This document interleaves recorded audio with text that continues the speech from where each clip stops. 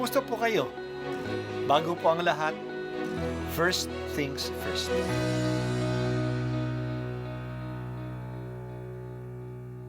Good morning po. Sinisimulan po natin ngayon ang first things first. At dito po, tinatalakay natin sa unang bahagi ng umaga natin ay ang first readings na binabasa po sa banal na misa. Ito pong tinatalakay natin kasi madalas po kasi marami na tayong alam tungkol sa gospel readings. Pero konti po ang nagsasalita sa first readings. Pero ang first readings, bahagi din po yan ng Biblia, ng banal na kasulatan. Kaya susubaybayan po natin ang mga first readings, basahin po natin at kuminsan kailangan ng basahin ng 2 o 3 beses bago maintindihan kasi hindi po tayo familiar sa mga istorya at sa mga kaisipan na tinatalakay dito.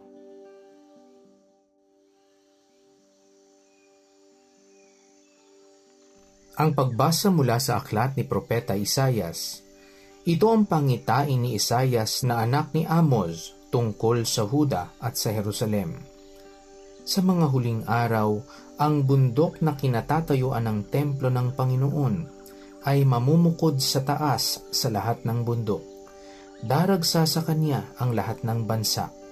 Ang maraming taong lalapit sa kanya ay magsasabi ng ganito, "Halikayo, umahon tayo sa bundok ng Panginoon, sa templo ng Diyos ni Jacob, upang malaman natin ang kaniyang mga daan at matuto tayong lumakad sa kaniyang mga landas. Sapagkat sa Sion magmumula ang kautusan at sa Jerusalem ang salita ng Diyos. Siya ang mamamagitan sa mga bansa at magpapairal ng kapayapaan. Kung magagayon, gagawin na nilang sudsod ang kanilang mga tabak at karit ang kanilang mga sibat. Wala nang magsasanay sa pakikibaka at mawawala na ang mga digmaan. Halina kayo, sambahayan ni Jacob, at tayo'y lumakad sa liwanag ng Panginoon." Ang salita ng Diyos. Salamat sa Diyos. Nasa panahon tayo ngayon ng Adbyento. Sa mga katangi-tanging panahon ng kalendaryo ng simbahan, tulad ng Adbyento, ang mga unang pagbasa sa banal na misa ay pinipili ayon sa diwa ng panahon. Hindi po ito tulad ng ordinaryong panahon na dinaanan natin, na sinusubaybayan natin ang semi-continuous reading ng isang aklat sa ating mga unang pagbasa. Kaya mga pagbasa natin ay galing sa iba't ibang mga aklat ng Lumang Tipan. Ang isang diwa ng panahon ng Adbyento ay pag-asa. Darating ang Panginoon ayon sa kanyang pangako. Ang pagdating niya ay magdadala ng pag-asa. Kasi babaguhin niya ang mundo natin sa isang mundong mas maayos ayon sa kanyang plano. Hinihikaya tayong mangarap at manabik sa bagong mundo na darating. Sa mga ilang linggong susunod, ang diwa ng pag-asa ay kukunin sa aklat ni Propeta Isaias. Isang propeta na nabubuhay ng mga 700 years before Jesus Christ. Maraming magagandang bahagi ang aklat ni Propeta Isaias na nagsasalita ng magagandang bagay na dadalhin ng Diyos sa kanyang bayan. Kaya huwag tayo mawala ng pag-asa. Kumikilos ang Diyos. Yan ang sinasabi ni Propeta Isaias. Napakarami mga digmaan ang nangyayari sa mundo natin. Ngayon, sinasabi nga ni Papa Francisco na parang nasa Third World War na tayo. Pero hindi tulad ng dalawang nakaraang pandaigdig ng digmaan na ang labanan ay sama-samang nangyayari sa Europa. Ngayon, kalat-kalat, nagdidigma at sabay-sabay ang nangyayari.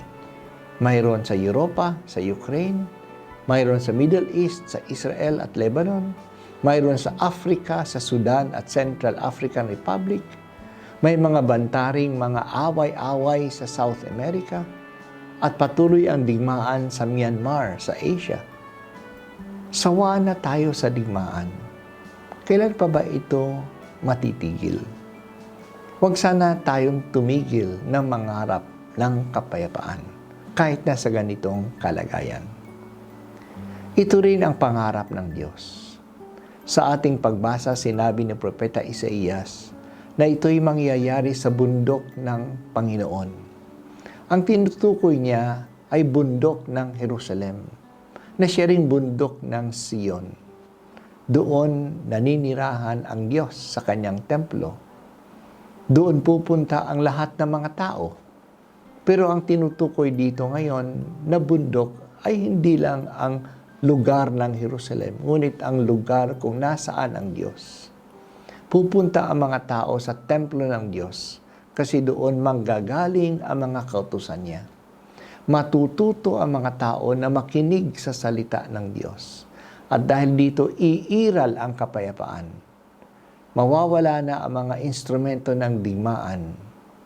Gagawin ng sudsod, isang instrumento ng pagsasaka. Ang kanilang mga espada at mga tabak. Ang kanilang mga sibat ay gagawin ng karit. Ginagamit yan sa pag-aani. Wala nang war games, mga pagsasanay para sa digmaan. Hindi gagastos sa mga pamahalaan ng malalaking pera para bumili ng mga armas at mga bala. Sa halip, gagamitin ang yaman ng bayan para magpagawa ng mga ospital at paaralan at punduhan ang mga sakahan at mga pabrika para may trabaho ang mga tao. Mangyayari ba ito? Oo. Mangyayari ito kung ang mga tao ay lalakad sa liwanag ng Panginoon. Kung susunod na ang mga tao sa salita ng Diyos. Mahalaga po ang gawain ng pagpapahayag at pagpapaliwanag ng salita ng Diyos. Ito po'y nagdadala ng kapayapaan at kaunlaran. Kapag nabago ang attitudes ng mga tao, mababago din ang takbo ng daigdig. Hindi pera o technology o armas ang magdadala ng kapayapaan, kundi ang mapayapang pananaw at ugali ng mga tao. Ang salita ng Diyos ay nagdadala ng ganitong panibagong ugali at pananaw. Kaya huwag tayong magsawang magpahayag at magturo sa mga tao sa wastong daan ng Panginoon. Habang umaasa tayo, sumisikap din tayo. Umaasa tayo na darating ang kapayapaan, magsikap tayo na pairali ng kapayapaan sa puso ng mga tao. Kaya kailangan natin patuloy na ipahayag ang salita ng Diyos. Masaya kaming nagsisikap, Panginoon, na tumanggap sa iyong salita at nagpapalaganap nito kasi ito lang ang nagdadala ng kapayapaan.